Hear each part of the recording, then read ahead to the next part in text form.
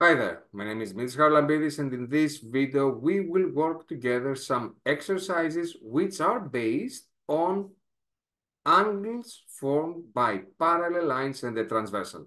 To quickly remind you of theory, we have seen in other videos already that when two lines which are parallel, like L1 and L2, they are colored as blue on the left of your screen. When two such lines are cut by a third line, which is called transversal, then there are 8 different angles formed. There are 3 special pairs among these 8 angles. First of all, on the left, on the top, alternate interior non-adjacent angles. They should always be congruent to each other, which means that they should always be equal. Secondly, alternate exterior non-adjacent angles. Again, they should be congruent to each other. And thirdly, corresponding angles. In other words, corresponding angles are what we call in a more descriptive way as same side, interior, exterior, non-adjacent angles. Keeping that in mind, and of course the fact that there is always a definition of vertical angles, the one you see at the right, which occurs when two lines are cut in any angle. Then we have two opposite pairs of congruent angles. Let's see how we can use all these to actually solve these exercises. On the first one, find the value of x. So let's follow some reasoning. These two angles of 100 degrees and of x plus 10, they are same side exterior. We don't know anything special about these same side exterior, at least with regards to their congruence. They are definitely not equal to each other. But we know that if I color this by yellow, I know that this and that are congruent as corresponding.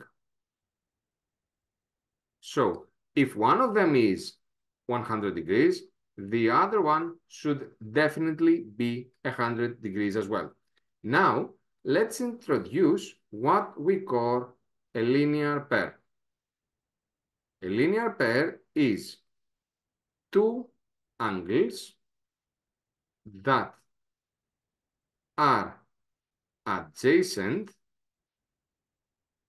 and form a line. Then their sum is 180 degrees. And you can see that these two, the yellow one and the one that has a size of x plus 10 degrees, actually do create a straight line, which means that their sum, 100 plus x plus 10, should be 180 degrees. So x plus 120 should be 180, which means that x should be 60 degrees. Let's move on exercise 3. With the first look, we can see that these two angles, 6x minus 1 and 121, they are same side, interior, exterior, and adjacent.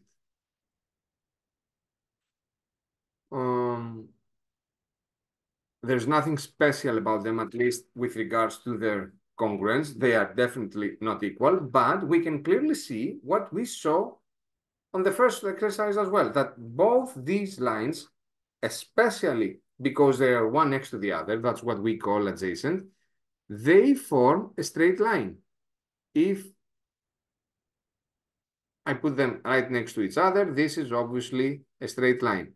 And we know that a straight line can be seen as an angle of 180 degrees. So if I add these two up, 6x minus 1 plus 121, I would get 180 degrees. So 6x plus 120 is 180, which means that 6x is 60, which means that x is equal to 10 degrees.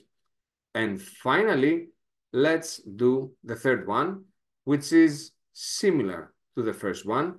Again, with the first look, we can see that these are same side exterior. Again, we don't know anything direct with regards to their congruence, but we can tell that if this is x plus 10,